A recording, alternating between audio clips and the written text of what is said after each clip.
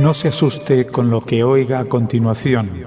Es el eco del pasado cuando empezaron las emisiones de Radio Sefarad a finales de enero del 2004 y cuyos informativos semanales hemos reunido para revivir lo que entonces pasaba desde la perspectiva de nuestro tiempo.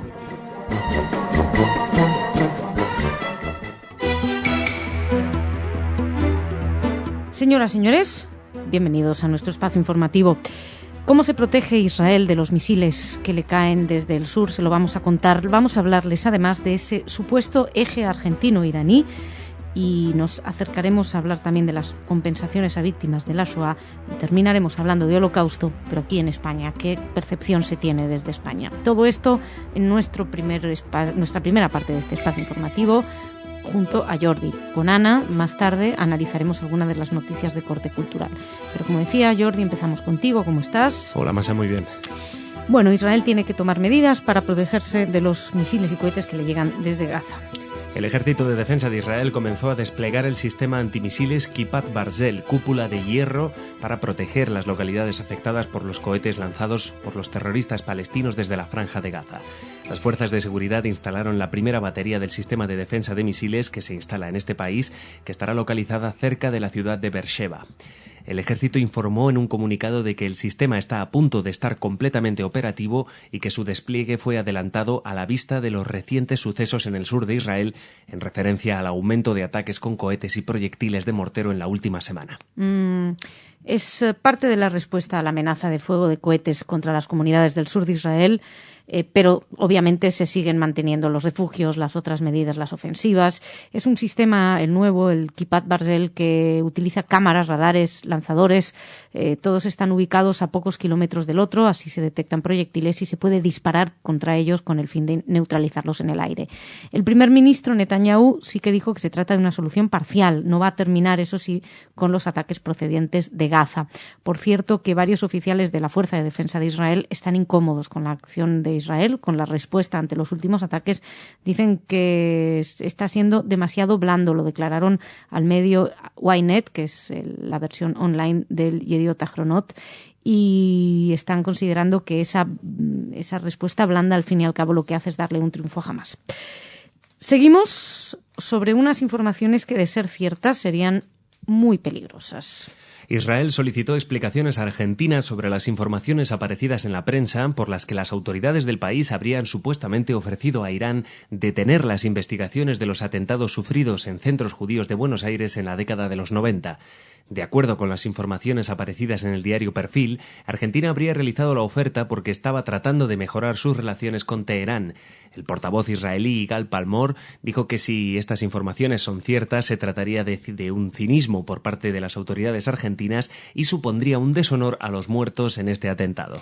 Por si acaso, el presidente de la AMIA, Guillermo Borger, salió inmediatamente a calificar falsa esa información. Dicen que no existe tal pacto secreto con entre el gobierno de Kirchner con Irán para olvidar los atentados y que se quedaron muy sorprendidos, pero insisten en que no es cierto. Hizo estas declaraciones a la agencia judía de noticias. En cualquier caso, es una información que sin duda alguna va a traer cola. Nosotros seguimos, nos vamos a Israel para hablarles de las compensaciones a las víctimas del Holocausto. El banco israelí Leumi abonará 130 millones de shekels a supervivientes y familias de víctimas de la Shoah en el marco de un acuerdo extrajudicial que pone fin a un litigio sobre cuentas durmientes desde el genocidio nazi.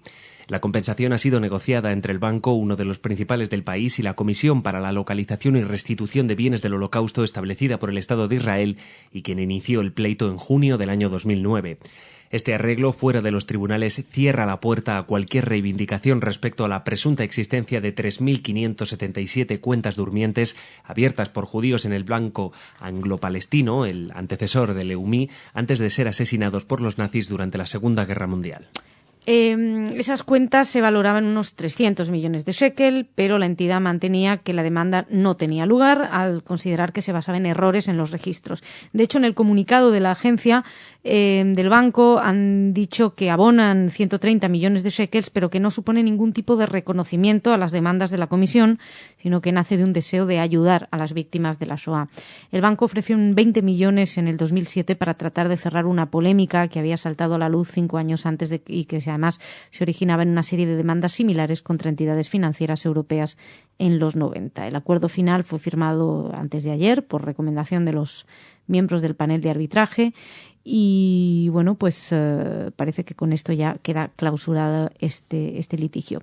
Y seguimos hablando de Holocausto, de cómo se percibe desde España.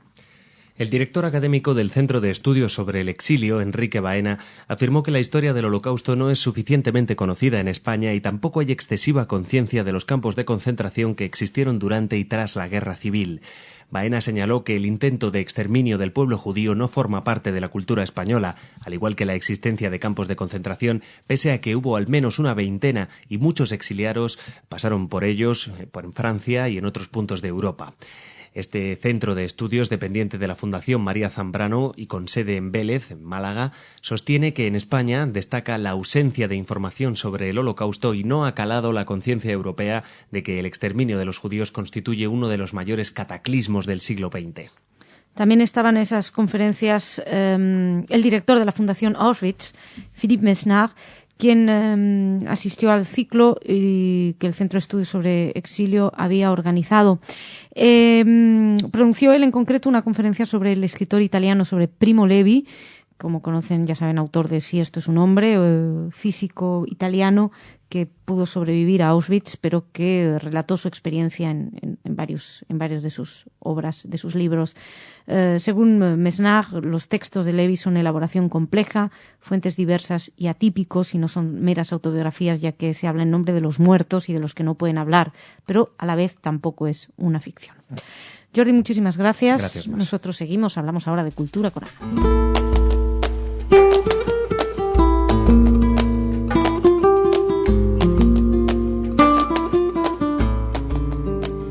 Ana, ¿cómo estás? Bien, Masha, ¿qué tal? Muy bien. Cuéntame, ¿con qué empezamos esta semana cultural? Pues empezamos la semana con la inauguración de un nuevo museo en Melilla. Se abrieron unos... es como un conjunto de museos en unos antiguos almacenes, que va a haber museos de historia sefardí y de historia bereber. Arqueología, etnografía e historia... ahí mismo. No les voy a contar más porque vamos a intentar entrevistar a alguien de ahí y ya sabrán más. Así que manténganse a la escucha. Pendientes del trazo errante o algo así. Más cositas. Y bueno, me gusta cuando en vez de hablar de boicot puedo hablar de relaciones académicas o culturales entre Israel y algún país árabe. Por primera vez en la historia, un artículo de un profesor israelí se está publicando en una revista en Irak. ¿Pero es anti-israelí? ¿Cómo? ¿Es un artículo bueno, anti-israelí? No exageres. Bueno, la revista se llama Masarat y el académico es Ronen Zaidel de la Universidad Hebrea de Jerusalén, que es uno de los grandes investigadores de cultura iraquí, y él ha hecho un artículo sobre literatura iraquí y su relación con, a ver, dime cómo se dice en español, los chiitas, ¿cómo se llama? Los hititas. No, los escitas. Shi'im es en... Los chiíes. Sí. Ah, vale, de acuerdo, sí. ¿Qué te imaginas que sí, es era un... absurdo lo que estaba yo diciendo. Escitas, hititas. Sí. Chiitas. Sí, o chiíes o chiitas, sí. Bueno, pues Suníes, te imaginas sí. que es un tema muy controvertido, muy delicado en Irak, en el mundo árabe, y el mismo profesor Zaidel estaba realmente en shock cuando esta revista iraquí pidió publicar su artículo. Que cunda el ejemplo. Y terminamos con Erika Rosenberg. Ella es heredera de la viuda de Oskar Schindler y está intentando impedir como pueda la subasta de una de estas listas de los judíos salvados por Oskar Schindler durante la Shoah. Ella está muy indignada con estas cosas. Dice que no le gusta que se haga dinero de esta salvación de judíos, que este documento pertenece a un museo y no tiene que ser subastado de forma privada. Y ahí está ahora la lucha judicial. Yo sabía que no iba a ser tan fácil. Pues Ana, muchísimas gracias. Nosotros nos marchamos, señoras y señores. Muchas gracias a ustedes también. Mañana más.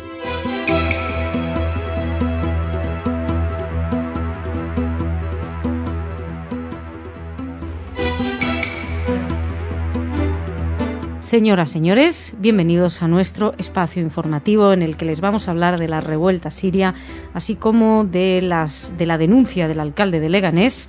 También nos haremos eco de una detención de neonazis en Francia y de la visita del Papa a las fosas ardeatinas. Todo esto será en nuestra primera parte del espacio informativo. En la segunda, Ana nos va a traer noticias de corte cultural. Empezamos con Jordi. ¿Cómo estás? Hola, pasa muy bien. Bueno, empezamos con un país vecino, a Israel, y que sin duda alguna tiene mucha importancia lo que esté pasando ahí.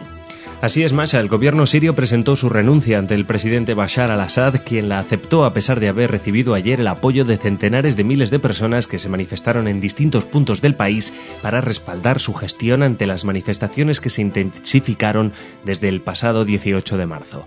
La dimisión se conoce 11 días después del estallido de una serie de protestas políticas para exigir reformas democráticas que han sido duramente reprimidas por las fuerzas de seguridad. En estas protestas han sido asesinadas unas 130 personas, según cálculos de activistas de la oposición, aunque según el gobierno las víctimas mortales son una treintena. No se ha llegado todavía a una visión clara.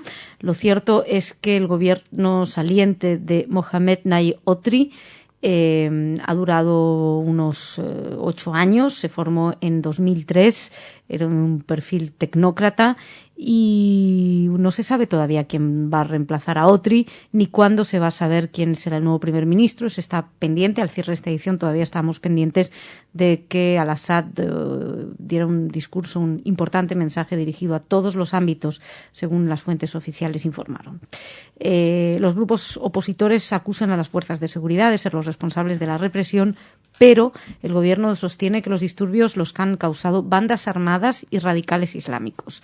Habrá que esperar a ver también, bueno, pues como todo lo que está sucediendo en los países árabes, a ver hacia dónde se mueven estas revueltas. Nosotros, entre tanto, seguimos desde aquí, desde España, y volvemos a hablarles de la localidad de Leganés, en Madrid. El alcalde de Leganés, el socialista Rafael Gómez Montoya, presentó una denuncia en la Comisaría de Policía Nacional por acoso y hostigamiento a través de Internet por parte de personas que lo acusan de apoyar al terrorismo islámico. Los mensajes contra el apoyo del alcalde de Leganés a grupos terroristas incluyen la imagen de la noticia del asesinato de la familia de israelíes Fogel, que exhibió en el último pleno el concejal del Partido Popular, Diego Alhambra. Según el gobierno municipal, se da la circunstancia de que el Partido Popular emprendió una agresiva campaña contra el alcalde tras la inauguración del monumento a la Flotilla de la Libertad en Leganés. Bueno, aquí se mezclan muchísimas cosas. Por un lado, política interna de ámbito nacional español, Partido Popular versus Partido Socialista. Estamos en épocas preelectorales, los ánimos se van caldeando. Pero por otro lado, también se mezcla el hecho de que Leganés, como saben, es el primer lugar del mundo donde ha habido un homenaje a la flotilla, no un homenaje, una estatua. Se erigió una estatua en homenaje a la flotilla. De hecho, el alcalde de Leganés no oculta que había 2 leganenses, tal y como dijo, que iban en la flotilla, y que Leganés mantiene proyectos de cooperación con Palestina y con su ciudad hermana de Belén. ¿Qué ocurre? Que acusa al Partido Popular de querer obtener réditos electorales por este motivo. El problema es que lo que acusan a este alcalde es por los vínculos o apoyar al terrorismo. Cualquiera que haya investigado un poquitito quiénes eran los componentes de la flotilla, básicamente quienes organizaban entre el grupo turco IHH, que ha sido declarado ilegal en muchas partes del mundo por sus vínculos con grupos terroristas como por ejemplo Al-Qaeda, pues es normal que haya levantado mucho malestar. La cuestión está en que el alcalde, yo no sé muy bien hasta dónde ha llegado ese hostigamiento del que habla el alcalde, pero según él tenía que obligar a presentar la demanda porque temía por su seguridad, la de su familia y la de su equipo. Nosotros seguimos, les hablamos ahora de algo que ha sucedido aquí en el país vecino, en Francia, y que desde luego, bueno, pues hay que alegrarse de las detenciones. La policía detuvo ayer a 16 jóvenes cabezas rapadas de orientación neonazi en diferentes localidades del departamento del Bajo Rin, en el noreste de Francia, por la presunta profanación de tumbas judías y musulmanas. Según informó el diario local, las investigaciones se ciñen a profanaciones ocurridas en 3 cementerios cercanos a Estrasburgo en el año 2010. El 27 de enero del año pasado, coincidiendo con un homenaje a las víctimas de los campos de exterminio nazis, 30 sepulcros judíos fueron profanados en el cementerio judío de Cronenburg. Esto fue el 27 de enero del año pasado, pero a finales del mes de junio del 2010, 17 estelas musulmanas del cementerio norte de Estrasburgo fueron también profanadas. En septiembre, el cementerio judío también fue escenario de profanación de 27 tumbas, y el de Strasbourg-Menau, o sea, el de Wolfischen y el de Strasbourg-Menau, otras 30 tumbas musulmanas. Son operaciones de estas de detención que pueden durar hasta el jueves, según explicaron las fuentes del diario alsaciano que se hizo eco de la noticia. Lo que destacaban algunos medios es que estas detenciones coinciden con el comienzo de un juicio en el Tribunal de Menores del Marne, en el norte del país, contra 4 jóvenes de entre 21 y 28 años que presuntamente torturaron y asesinaron en 2007 a Alexis Frumin, de 21 años, porque consideraron que tenía la cara morena y parecía afeminado, según la Fiscalía. Fue un crimen absolutamente repugnante que hace recordar mucho a lo que sucedió con el joven Ilan Halimi en Francia, también torturado y asesinado por esos grupos de jóvenes gángsters, estos grupos, pandillas juveniles, antisemitas, racistas, de todo tipo.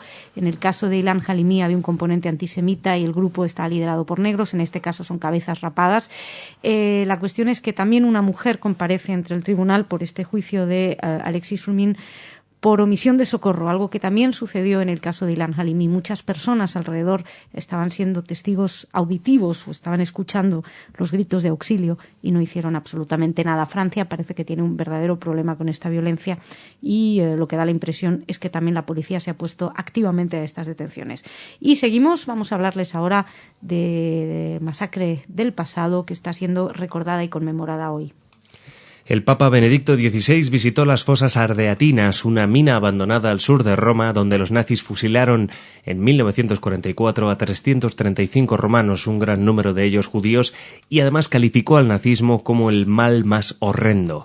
Acompañado del rabino jefe de Roma, Riccardo Di Segni, y del cardenal Andrea Cordero Lanza di Montesemolo, de 86 años, hijo del coronel partisano Giuseppe Cordero Lanza di Montesemolo, uno de los fusilados en ese lugar, Benedicto XVI dijo que lo ocurrido en las fosas ardeatinas es una gravísima ofensa a Dios.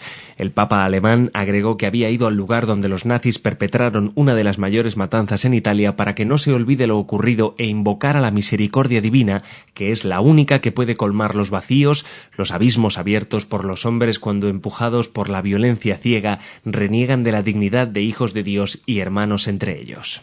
Estas fueron las palabras del Papa Benedicto XVI, que recordó lo sucedido ese 24 de marzo de 1944, en el cual, una ejecución que fue dirigida por el teniente coronel Herbert Kappler, jefe de la Gestapo en Roma durante la ocupación, y también estaba en él el capitán de las SS, Erich Priebke, y el mayor Karl Haas. Priebke actualmente tiene 98 años, fue localizado en el 84 en Bariloche, en la Argentina, fue detenido y extraditado a Italia, condenado a cadena perpetua, que hemos hablado de este caso, lo está cumpliendo actualmente bajo arresto domiciliario en Roma. También el mayor Karl Haas fue condenado a cadena perpetua en su día, falleció en Roma en el 2004 a los 92 años. Y con esta noticia, Jordi, muchas gracias, nos marchamos por hoy. Bueno, nosotros no nos marchamos, se marcha Jordi porque nosotros seguimos hablando de cultura con Ana.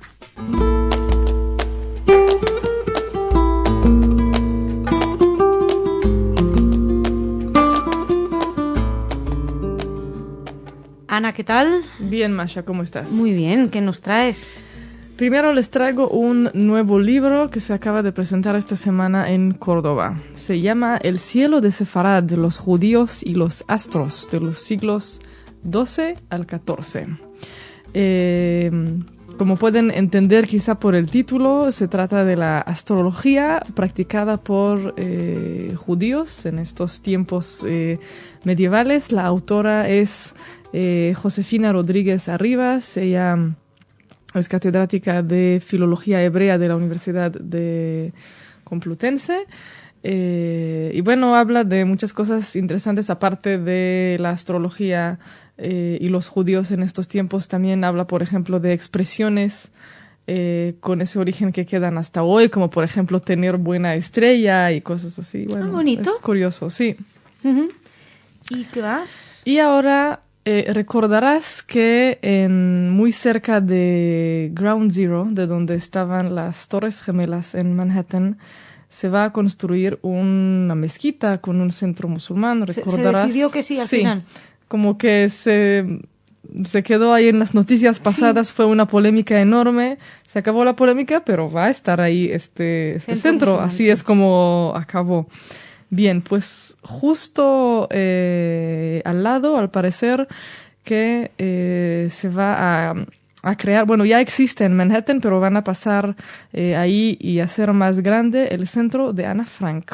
En este nuevo centro que va a estar justo al lado de la mezquita, en el edificio al lado, se va a hacer una reconstrucción del escondite de la familia Frank en Ámsterdam, donde escribió su diario. Este centro lo que hace es sobre todo mucho trabajo didáctico, talleres con escuelas y encuentros, etc. Uh-huh. Y termino con la noticia de que Bob Dylan, que además en mayo va a cumplir 70 años, seguramente ya le dedicaremos algún programita aquí en Radio Sefarad. Uh-huh. Poco después, en junio, estará en un concierto también en Israel. Será parte de su gira europea y en 20 de junio estará ahí en el estadio de Ramat Gan. Perdón, una pregunta. ¿Sigue siendo judío Bob Dylan? ¿O volvió a ser judío, dejó de serlo, o ese es Leonard Cohen? Sé que en algún momento se convirtió. Pero yo sé que uno de los dos dejó de ser... Lo que pasa es que Leonard Cohen se convirtió, es budista. Ah, vale. Y Bob Dylan al cristianismo, pero no sé qué tan cristiano sea realmente. No sé. Pequeña duda, a veces me hago un lío. Aunque yo confieso, soy más de Leonard Cohen. Sí, bueno, yo también. Bien. Muchísimas gracias, Ana. Señoras, señores, muchas gracias a ustedes también. Mañana nos reencontramos aquí en Radio Sefarad.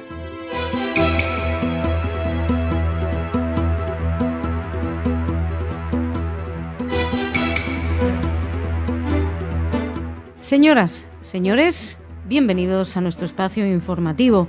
Desde luego, lo que no faltan en Oriente Medio son ideas originales. Les vamos a contar la última iniciativa o propuesta de iniciativa israelí. También vamos a hablar de Siria y del supuesto complot israelí para derribar el régimen de Bashar al-Assad.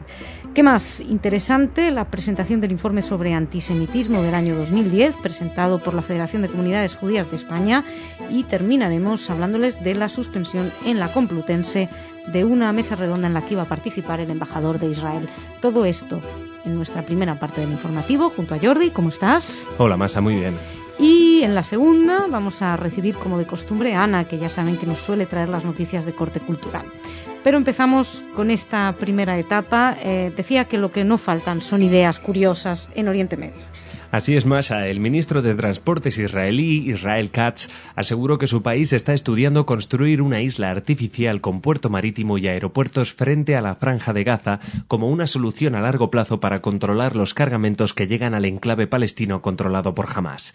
Katz, en declaraciones a la radio del Ejército, dijo este miércoles que quería que una fuerza internacional controlase la isla durante al menos 100 años y que la misma serviría para descargar mercancías hacia Gaza a través de un puente de 4,5 kilómetros de largo con un control de seguridad que impidiese el tráfico de armas. El ministro declaró que había enviado el proyecto al primer ministro Benjamin Netanyahu, quien le pidió que realizase un plan conjunto que lleva siendo revisado durante meses por expertos. Pues esta es la propuesta, lo de construir una isla. Como mínimo podemos decir que es curioso. A la autoridad palestina, al portavoz, describió la idea como pura fantasía. Bueno, pues a saber. Vamos a tener que esperar a ver si pasa algo o esto no es más que pura fantasía, como dice el portavoz de la Autoridad Nacional Palestina. Seguimos, vamos a hablarles ahora de lo que está sucediendo en Siria y adivinen a quién responsabilizan los sirios. En un discurso, ante el Parlamento, el presidente de Siria, Bashar al-Assad, dijo que su país es víctima de una gran conspiración, pero no anunció reformas concretas. Hablando por primera vez a la nación desde el estallido el 18 de marzo de una ola de protestas en favor de la introducción de reformas democráticas, el mandatario aseveró que se trata de obra de conspiradores que intentan crear inestabilidad en Siria y en los países árabes. Al-Assad declaró que se dieron claras instrucciones a las fuerzas de seguridad de no agredir a los manifestantes. Habló de la necesidad de introducir reformas, pero no anunció ninguna concreta y, además, tampoco ha levantado la ley de emergencia, que, por cierto, está vigente desde el 63. El caso es que la BBC, uno de los periodistas de la BBC, explicaba que Bashar al-Assad acusa principalmente a Israel, ya que lo acusa de ser el origen de más de 1 millón de mensajes telefónicos de texto que habrían urgido a los sirios a usar las mezquitas como bases para fomentar los conflictos. Siria parece ser que está plagada de corrupción de alto nivel y clientelismo vinculados con la represión política aplicada por los servicios de seguridad bajo leyes de emergencia draconianas en vigencia durante casi 50 años. Son las declaraciones del periodista Jim Muir para la BBC. Y seguimos. Les hablamos ahora del informe presentado por la Federación de Comunidades Judías de España aquí en España sobre el antisemitismo. La Federación de Comunidades Judías de España y el Movimiento contra la Intolerancia han advertido este miércoles de que en los últimos años se está produciendo un extraordinario y peligroso crecimiento del antisemitismo en España. En una rueda de prensa para presentar el informe sobre el antisemitismo en España durante el año 2010, Jacobo Israel, presidente de la Federación de Comunidades Judías de España, y Esteban Ibarre, responsable del Movimiento contra la Intolerancia, han alertado especialmente sobre las expresiones xenófobas y racistas que se difunden a través de Internet. Jacobo Israel denunció que lo que es ilegal en la prensa no es ilegal en Internet. Bueno, hay que decir que se habló de expresiones xenófobas y racistas, como bien dice la nota que hemos podido sacar del diario El Mundo, pero de lo que se habló específicamente fue de antisemitismo. Hicieron además esta especificidad. Esteban Ibarra y Jacobo Israel Garzón explicaron que es imposible dar cuenta de forma numérica del incremento de las opiniones o de los actos antisemitas en los últimos años, en muchas ocasiones porque estos no se denuncian o bien porque se engloban dentro de un concepto más general de xenofobia y no se desglosan. Se afirmó en esa reunión que puede ser que se produzcan unos 4.000 incidentes de carácter racista en España y que si se hiciera una extrapolación de lo que ocurre en el resto de Europa, donde el 10% de estos incidentes tiene carácter netamente antisemita, se podría decir que cerca de 400 incidentes antisemitas tienen lugar cada año en España. La verdad es que es un muy interesante informe, el segundo año consecutivo que se saca, esencial, porque es que hasta si no es por este informe no existe ninguna referencia de lo que está sucediendo en España. Y para demostrar que lo que sucede en España es algo importante, como muestra un botón, una vez más tenemos que hablar de universidad, Israel, España, un totum revolutum, donde siempre salen perdiendo lo mismo, el sentido común, la justicia y, por si acaso, la parte israelí. La Universidad Complutense ha suspendido con solo un día de antelación una mesa redonda en la que iba a participar el embajador de Israel. Este acto, que debía celebrarse este martes 29, había sido organizado por un estudiante de la Facultad de Ciencias Políticas y Sociología que había hecho la correspondiente reserva de sala. La solicitud iba avalada por 2 profesores de la propia facultad, ya que cuando es un alumno el que realiza este tipo de solicitudes es necesario que cuente con el respaldo de al menos un docente. Nos hemos hecho eco de esta noticia gracias a una información de la que a su vez se hacía eco el diario Libertad Digital, que comentaba que estaba previsto que participaran el embajador de Israel, Rafael Schutz, también el presidente de la Federación de Comunidades Judías de España, Jacobo Israel Garzón, y el periodista José Antonio Lisbona, así como el profesor Alejandro Baer. Bueno, el portavoz de la embajada, Lior Hayat, se mostró muy crítico en un artículo con la institución educativa que, en su opinión, suspendió en materia de libertad de expresión, libertad académica y pluralismo. Según la universidad, solo se aplaza. Dicen que el acto no se ha suspendido, se ha aplazado, aunque no incluye, como cabría esperar, una nueva fecha para la celebración. Digamos que se ha aplazado sine die, que es una manera de suspender, pero de una manera políticamente correcta, una manera aceptada de suspender. Y hasta aquí por hoy contigo, Jordi. Muchísimas gracias. Gracias, Masha. Nosotros seguimos, no se vayan porque viene Ana, que nos trae noticias culturales.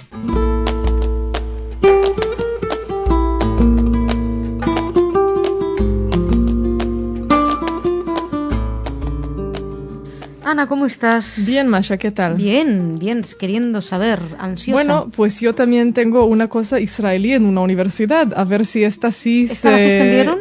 No. Les quiero contar de lo que se va a celebrar la Semana Cultural Israelí en la Universidad Católica San Antonio, del 6 al 12 de abril. Con un programa lleno de conferencias y de debates, por ejemplo, sobre las relaciones, los 25 años de las relaciones España-Israel por Lior Hayat. Participa también el embajador Rafael Schutz. Se van a proyectar algunas películas como Pequeños Héroes y la película israelí Ushpizin, Los Invitados. Esto es en Murcia, y también habrá una visita guiada en la sinagoga de Lorca, actuación musical del grupo sefaradí Cánticas de Sefarad, también ponencia sobre Israel como destino turístico y algunas exposiciones. Muy bien. ¿Y qué más tenemos? Después les quiero contar sobre una obra de teatro que se va a presentar del día 8 al 17 de abril. Es una adaptación de la obra Ricardo III en la sala pequeña del Teatro Español. El director Jorge Eines, que es judío argentino que vive en Madrid, creo que desde hace mucho, presenta esta interesante adaptación que narra la historia de un grupo de judíos que representan la obra de Shakespeare en un campo de concentración. Vaya. Esta es la historia. Qué mezcla, porque ya Ricardo III es bastante... Ya es suficiente. Sí. Pues vamos a intentar hablar con Jorge Eines. Y termino con un nuevo libro que publica la editorial Mondadori aquí en España. El libro Renacida, Diarios Tempranos de Susan Sontag, esta escritora neoyorquina judía que falleció en el 2004, pues una posibilidad de conocer sus pensamientos más de juventud, digamos. Muy bien. Pues para los que se interesen en los pensamientos juveniles de esta señora, ya saben que tienen una posibilidad. Muchas gracias, Ana. Señoras, señores, muchísimas gracias por su atención. Mañana más.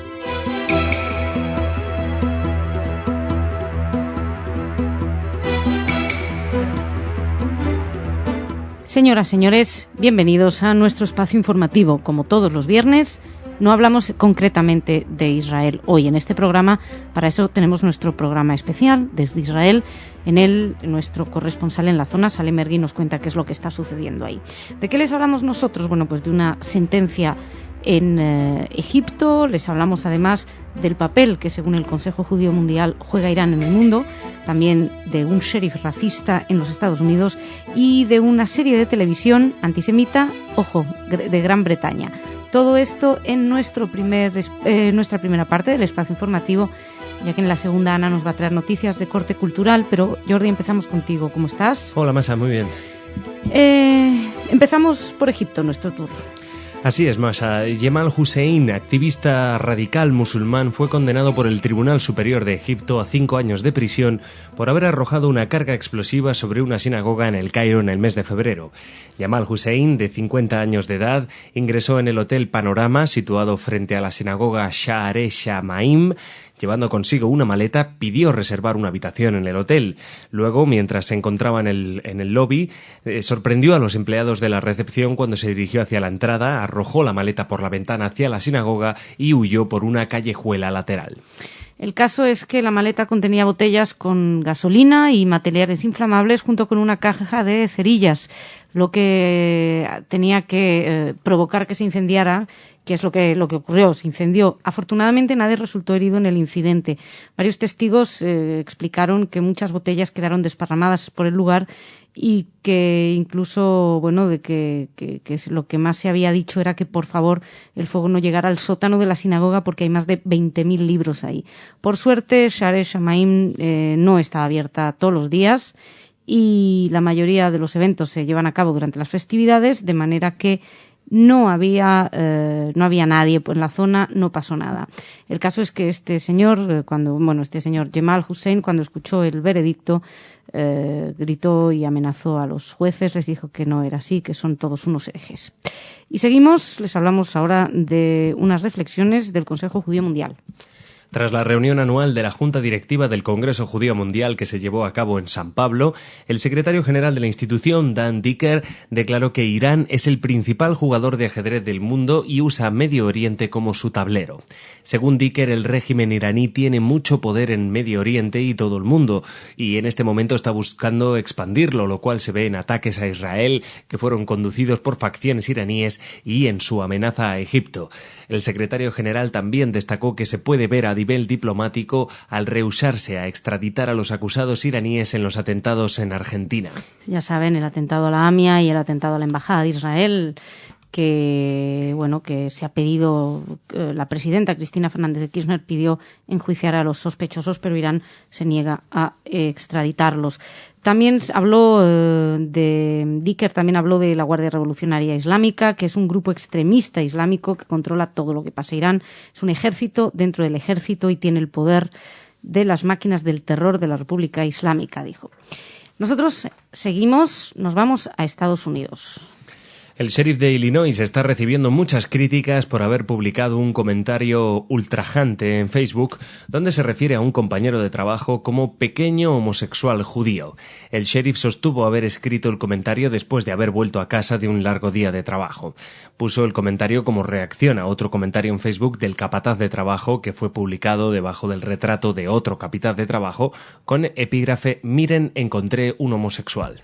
Y entonces este sheriff, que se llama Don Schieferdecker, reaccionó y escribió que sí, que está listo el pequeño homosexual judío. ¿Qué ocurre? Que la Organización de Derechos del Ciudadano han pedido a Schieferdecker que renuncie. Él lo que ha dicho es que lo lamenta de verdad, que siente mucho haber hecho esos comentarios. Dijo que son una situación vergonzosa, pero que no tiene ni la más mínima intención de renunciar. Lleva siendo 30 años sheriff en una localidad de Illinois. Seguimos, vamos a hablar ahora de televisión. La serie televisiva turca sobre el Mármara abrió la senda y ahora también en Gran Bretaña se produjo una serie que ataca al ejército israelí y al Estado de Israel. El agregado de prensa de la Embajada de Israel en Londres definió la serie La Promesa como una nueva categoría de hostilidad contra Israel. Sin embargo, la crítica británica ensalzó: se trata de la mejor serie dramática del año. Eso es lo que dicen. Bueno, la historia parece ser que hay una muchacha que se llama Erin, que es una joven británica que viaja a Israel a acompañar a una amiga israelí que tiene que enrolarse en el ejército. Y encuentra un diario escrito por el abuelo y que había colaborado en la salvación de judíos de Bergen-Belsen y que posteriormente estuvo en Israel. Bueno, el caso es que luego se van a los territorios en disputa para buscar a un amigo de su abuelo, Muhammad, que había colaborado con los judíos durante la ocupación británica. La cuestión es que ha provocado escándalo porque, sobre todo en los miembros de la comunidad judía británica y el agregado de prensa Amir Ofek, porque explican que la serie está buscando crear un paralelismo diciendo que las actividades clandestinas contra los británicos es igual, que hacían los judíos, tiene la misma validez que las revueltas, que las luchas de los palestinos contra Israel en este momento. El caso es que parece ser que el ejército de Israel sale muy mal parado, aparecen sedientos de sangre, saquean las casas de los terroristas antes de volarlas por los aires y después, por otro lado, aparecen los palestinos, que son las víctimas impotentes en comparación con las fuerzas judías. Es interesante también que acusan de demonizar a los israelíes, diciendo que crean además una gran imagen de los británicos, donde parece que no tienen ninguna responsabilidad con respecto a lo que está sucediendo ahora en Israel y Palestina. En fin. Jordi, gracias. Shabbat Shalom, Masha. Shabbat Shalom. Nosotros seguimos. Vamos a hablar de cultura.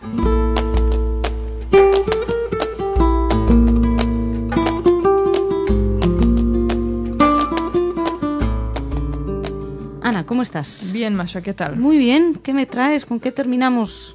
Bueno, primero con la presentación de un libro. La Comisión de Cultura de la Unión Israelita de Caracas publicó la tercera y última parte de la colección Exilio a la Vida. Se trata de los testimonios de todos los supervivientes de la Shoah que viven en Venezuela.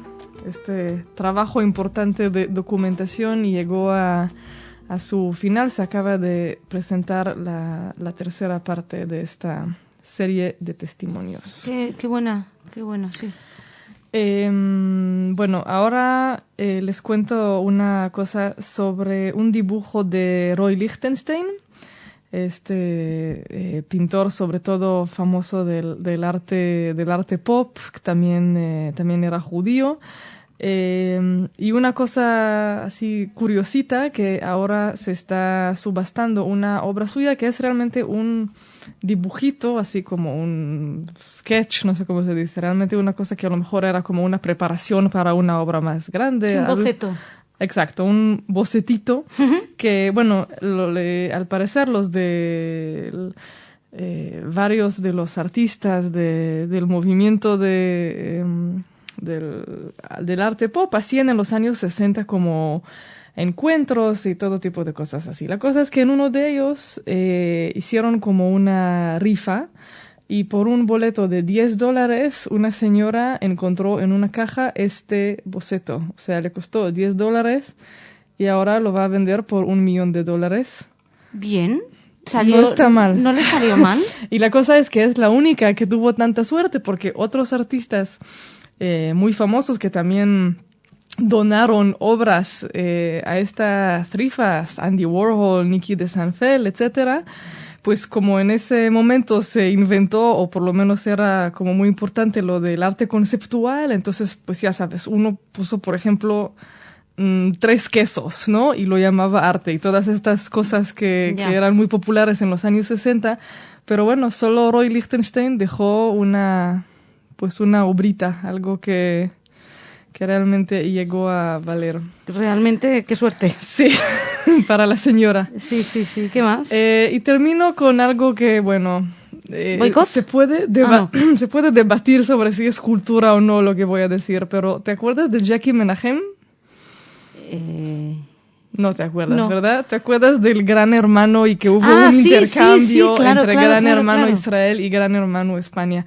Pues el chico que vino a España de Gran Hermano Israel se llama Jackie Menachem. Hablamos mucho de él aquí en Enredados porque era así chistosito, no hablaba inglés, de español, ¿no? pero ni inglés. Decía que lo único que se sabía decir en inglés era banana, ¿no? Cosas así. Sí, me acuerdo ahora. Un tipo así que dice que el sueño más grande es ser un día Leonardo DiCaprio para ser el novio de Bar Refaeli por un día y cosas así.